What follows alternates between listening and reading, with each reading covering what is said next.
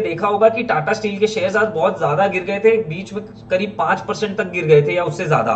But उसके पीछे का कारण क्या था? उसके पीछे का कारण यह था कि एक जो कॉन्स्टिट्यूशनल बेंच है of the Supreme Court of India, उसके सामने एक केस था that the states can not levy royalties on the industrial mining जो उनके स्टेट्स में हो रही है। ये this case actually relates to Orissa government के साथ एक case that Tata steel was having, जिसमें कि उड़ीसा का स्टेट गवर्नमेंट ने बहुत सारे लेवीज डाल दिए थे उनके ऊपर बहुत पुराने सालों के, और उसके अगेंस्ट में हाई कोर्ट ने टाटा स्टील के फेवर में डिसीजन दिया था। But Orissa government they had gone to the Supreme Court, और सुप्रीम कोर्ट में कॉन्स्टिट्यूशनल बेंच में आज उनको एक पॉजिटिव ऑर्डर मिला, जिसके तहत वो जो लेवीज हैं ऑन माइनिंग, जो भी माइनिंग होती है ना, आयरन ओर और जो भी मिनरल्स की माइनिंग होती है, उसके against royalties they can collect. तो सुप्रीम कोर्ट ने ये कहा कि 2005 के बाद से जितनी भी रॉयल्टीज है वो सारी कंपनीज को पे करनी पड़ेगी, और सिर्फ पे ही नहीं करनी पड़ेगी, सिर्फ रॉयल्टीज ही पे करनी पड़ेगी, उसमें कोई इंटरेस्ट और पेनल्टी नहीं देना पड़ेगा।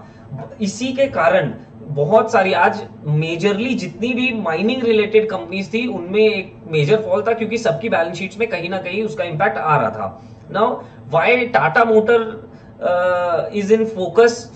in relation to this, because Tata motor ने अभी अपने अपने जून क्वार्टर के रिजल्ट में ये कंटिंजेंट लाइबिलिटी में दिखा दिया था दैट ये जो 17,000 करोड़ रुपए का टाटा स्टील ने अपनी क्वार्टरली रिजल्ट्स में ये नोट्स ऑन अकाउंट्स में दे दिया था कि उन्होंने जब से ये केस चल रहा है तब से 17,000 करोड़ रुपए से ज्यादा की उन्होंने ऑलरेडी कंटिंजेंट लाइबिलिटी क्रिएट कर लिया है। इसमें मैं आपको एक बहुत इंपॉर्टेंट पॉइंट ये बताना चाहूंगा कि आप अभी न्यूज में देख रहे होंगे कि टाटा स्टील ने ऑलरेडी प्रोविजनिंग करके रखी है। See there is a difference between provisioning and contingent liability. Provisioning के केस में क्या होता है कि प्रोविजन जब हम बनाते हैं तो उसका effect profit and loss account में दिखता है, बट अगर एक कंटिंजेंट लाइबिलिटी होती है वो जस्ट एक नोट्स होता है टू दी अकाउंट्स। तो इस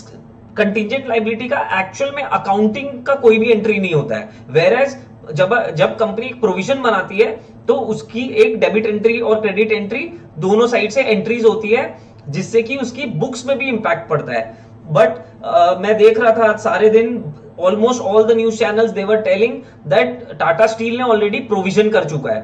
पर ऐसा नहीं है। टाटा स्टील ने कोई भी प्रोविजनिंग नहीं की है अपनी बुक्स ऑफ अकाउंट्स में, बट हाँ ये बात उन्होंने बताया है कि वे इस 17,000 करोड़ की लाइबिलिटी को कंटिंजेंट लाइबिलिटी में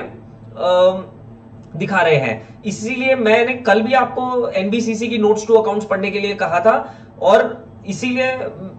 आप इस चीज को समझो कि नोट्स टू अकाउंट्स कितना ज्यादा इंपॉर्टेंट हो सकता है, राइट। तो इससे अब असर किस पे पड़ रहा है? टाटा स्टील जो है उसको 17,300 करोड़ रुपए की लाइबिलिटी आएगी, और सुप्रीम कोर्ट ने एक बात और कही है कि they can pay this amount with in 12 years. तो आने वाले 12 सालों तक इसको धीरे धीरे करके पे करेंगे विदाउट इंटरेस्ट एंड पेनल्टी। तो टाटा स्टील ने अपनी कंटिंजेंट लाइबिलिटी में दिखा रखा है, अब शायद उसको प्रोविजनिंग करनी पड़ेगी, और वो प्रोविजनिंग करके इसकी बुक्स की बैंड बच जाएगी पूरी तरह से एक बार के लिए। जेएसडब्ल्यू स्टील की करीब 4,800 करोड़ की लाइबिलिटी आएगी, सेल की अराउंड 2,980 करोड़ की लाइबिलिटी आएगी, एंड कोल इंडिया की करीब करीब 6,000 करोड़ की लाइबिलिटी आएगी। वहीं दूसरी कुछ companies like NMDC and Hindalco की मैनेजमेंट की तरफ से ये कमेंट आई है दैट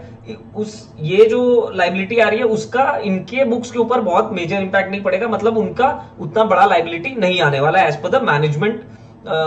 मैनेजमेंट की कमेंट्स।